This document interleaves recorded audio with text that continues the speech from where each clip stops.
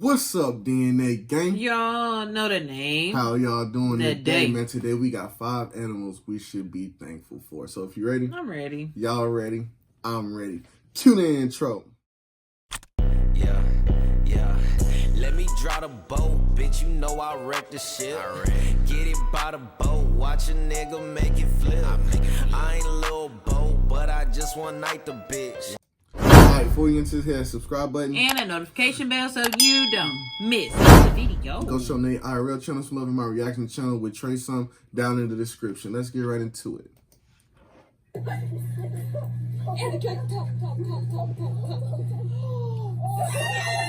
Hey.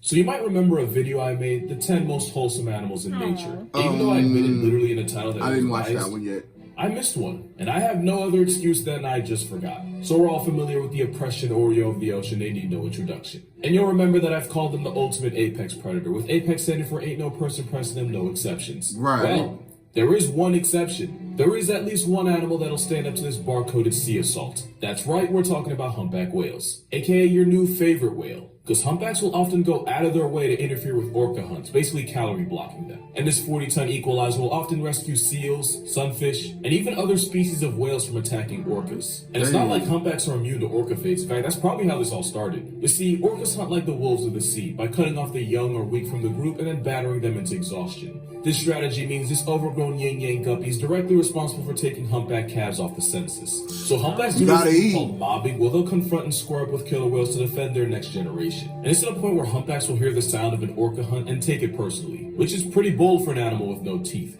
But they do have flippers that can grow to the length of a pickup truck, with barnacles growing on them, which basically gives them barnacle brass knuckles. They use that and their size to send killer whales packing to protect their young. Smack the fuck out of them. And it's not exactly crazy to see an animal defending one of its own. Except, they don't just do this with their own. In 2009, a pair of humpback whales rescued a crab-eater seal from a pack of orcas that was about to make it into a memory, which they did by harassing the orcas until they eventually gave up. A week later, a humpback bailed out a Weddell seal by rolling onto its back and placing the seal on its belly after the ops of the ocean had knocked it into the water. And in 2012, a pair of humpback whales attempted to rescue a gray whale calf that had been separated from his mother by a pod of sea pandas. And even after the baby whale was reverse born, the two humpbacks proceeded to harass the orcas for the next 6 hours. Think about that. They could have been doing anything else with their time, and they actively chose to help out a different species. Now you can argue it's you gotta get involved sometimes. Adult humpbacks will often escort a mom and calf pair since they're the most vulnerable to orca attacks. And it's possible that whales naturally defend any calves being attacked by orcas. If there are no calves around, they just defend the next best thing, which I guess in some cases might be a seal. But that leaves one big question. Why? Whales aren't exactly stupid. They know the difference between a seal and their own kind. So why go out of their way and actively put themselves in danger for something they're not even related to? Maybe they're just chill like that. And also, you don't have to be a seal to be temporarily adopted by a whale. Marine biologist Nod Hosser was terrified when a humpback spent 10 minutes pushing and nudging her. She was terrified until she noticed a 15-foot tiger shark looming on the other side of the whale. Cetaceans are arguably the smartest things on the planet without thumbs, so it's possible he saved your life. Right. Or they could literally be the orca's biggest hater that refuses to let any sea pandas eat while they're around. Altruistic animal or generational hater, either way the entire ocean should be grateful for the gatekeepers of the sea. They're not the only whales here either, because if Thanos snapped beluga whales into oblivion, the world would be a much darker place. And I'm not just saying that because they're white. Everything about the beluga whale is free serotonin. These travel-sized whales are often called the canaries of the sea since they communicate with a series of high-pitched calls. And it sounds nothing like anything that should come from a whale. Okay. What it sound like?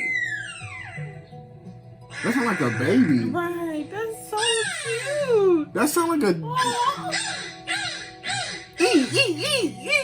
I swear to God, DJ do that shit all sound day. like that, man.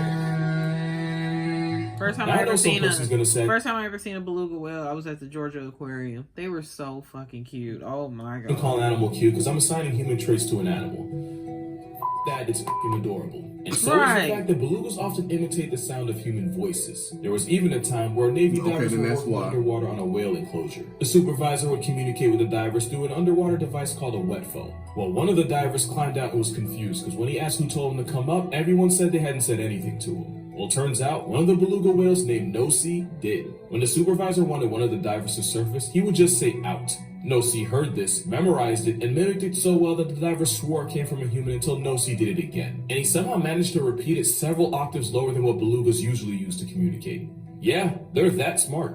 Parrots and ravens can be trained to mimic human speech, but No-See did it spontaneously and just for the memes. And it's not just a fluke. Beluga brains are twice the size of a human's with more folds in the area responsible for problem solving. It's how a beluga whale can be smart enough to play fetch with your phone. They're also natural extroverts that can travel in groups of 10s, 20s, and sometimes hundreds. And of course, there was that time of talking about clicking up. Right. Beluga whale fell in love with a human, but like in a cute way, not whatever this was. Tina was a beluga whale in a South Korean zoo, but when she was first brought in, she had a lot of trouble getting settled in. One of the male zookeepers spent a lot of time with her and went out of his way to pay extra special attention to her. Again, not like this. The result? Tina caught feelings. She would only kiss him. She'd spit water at anyone that she thought got too close to him. And when other keepers tried to get the same love, she would reject them. So basically, Tina became a jealous, clingy girl. Loyal, though. Right. Yeah, we're still talking about a whale here. Basically, who this guy thought he was, this guy actually is. But yeah, belugas are way smarter and way more wholesome than they get credit for, despite having one of the most demonic-looking mugshots you'll ever see. Just like orangutans, who are probably the best single mothers you'll find in nature. Orangutans spend their entire lives... You gotta be rough sometimes, because if you don't be rough with your kids, they're gonna be soft. It's actually how they got their name, which translates to man of the forest. This means orangs are hundreds of feet above the possibility of being clapped by a tiger. But it also means that mothers have to eat, sleep, and travel while the next generation literally clings onto them. Every night, Mama Orang will build a bed for her and her baby from scratch using the branches around her. And again, she has to do this while praying gravity doesn't straight up snatch her child. And that's pretty much her life for the foreseeable future. Because orangutans are the biggest mama's boys on the planet that aren't human. They typically spend 6 to 9 years as their mother's shadow, but can easily stay well past a decade.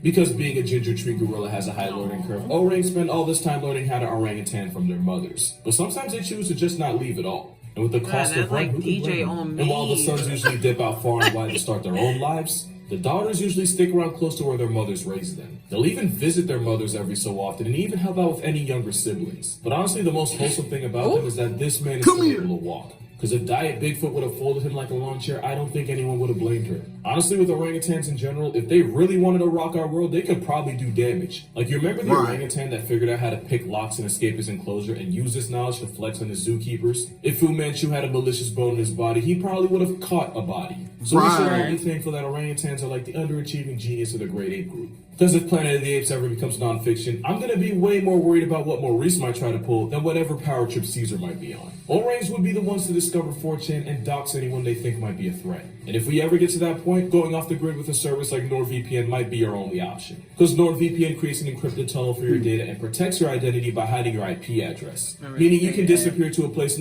habitat loss and poaching. But it's also possible that they've been using NordVPN to connect to one of thousands of different servers across countries all over the world, and that they've been hiding their location as they plot something. Because even though they're typically found in Borneo and Sumatra, with NordVPN, a server 3,000 miles from them would be only a click away. And I do mean click, because with Nord, you don't ever have to feel like you sold your speed for security. Additionally, with NordVPN's threat protection, you can enjoy the internet or plot the downfall of the human race without also having to worry about ads, trackers, and malware. So to get the most out of your streaming service, go to nordvpn.com/casualgeographic to cop a huge discount on a 2-year plan with an additional 4 months free. And with NordVPN's money-back guarantee, it's basically risk-free. Being around the next animal is also risk-free unless you happen to be allergic to happiness. Because let me tell you, depression here's the Undertaker's theme when this ginger beef pulls up. Honestly, I didn't know a lot about Highland cows before this. They're here almost entirely because of their looks. They're the oldest registered breed of cattle in the world, and they originated from Scotland. But with their ketchup smear haircut, you probably already knew that. If you had the chance to change it, cows had hair like that. It looks so would ya? Looking in the face, cow. But let's talk about that hair. That shaggy fur coat means they can eat all the freezing weather the Scottish Highlands have to offer, especially rain and snow. And having buffalo bangs is believed to protect their eyes from pestering flies, while also making them look like the 5th beetle. Even though I literally just said ginger, they come in a lot of flavors, including white, black, silver, red, dun, etc. But the real reason they're here? They're basically the capybara of cattle. And like the capybara, they have no business being this unproblematic. They used to have to deal with dangers like bears, wolves, coyotes, and even mountain lions. And you'd think that they'd use that generational trauma to justify road raging at anything with a pulse. But the most dangerous thing about them is that if you get their attention too quickly, they might just accidentally clothesline you. But even that's more on you than him. A clear-cut social... I wonder if they fur changes during, like, the winter time so they can have more, like, camouflage or whatever. Right. because to be having black fur and brown fur, why it's all white outside. That's like a bad, right? You're very noticeable. Right. Said them wolves gonna tear your ass really have up. to deal with fights within the group, meaning any violence they cause is strictly an accident. And since their insulating fur helps keep them warm, even in some of the most unforgiving weather, they don't have to compensate by packing extra fat, since that means they don't completely crush the plants under them. And since they're considered light grazers that only eat the tops of grass instead of cutting it all the way down, that means this cow manages to even be a friend to grass. It's pretty much a tank with golden retriever software running it. And we should be thankful for them just existing. This last animal's gonna sound random, but once I give you his full backstory, it'll make sense. Get that ass, clean it. Nah, not the guy from the movie High School Business showing. Pale Male was a red-tailed hawk that moved to New York City in the early 90s. At first he tried nesting in a tree, but then got evicted by a neighboring family of crows who I guess wasn't accepting of his kind. And I'm guessing one of their names was Jim. So he decided to settle on a building on 5th Avenue just across from Central Park. And once he was all good and settled, he found a mate who people named First Love.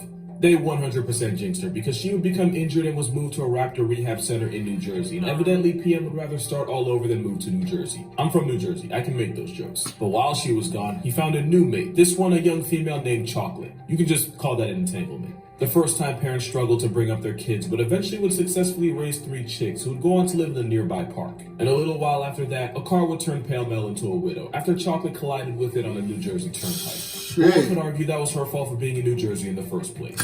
But just like that, First Love returned fresh from rehab and lived up to her name. I ain't never been to Jersey. Is Jersey that bad? She and Pale Mel reunited. And together, First Love and Pale Mel raised multiple chicks. That is until First Love became initials on Pale Mel's Twitter bio after she ate a poisoned pigeon. And at this point, Pale Mel became a playboy who went through multiple partnerships and chicks. We have no way of knowing for sure, but it's believed Pale Mel had at least 4 wives and up to 25 children. Also, at one point, building workers removed his longtime nest, so for a while it looked like it was up for him. But by this time, Pale Mel had fans, and they weren't having any of it. And after multiple protests, the city compromised by installing a cradle for Pale Mel and whoever he was shacking up with to nest in.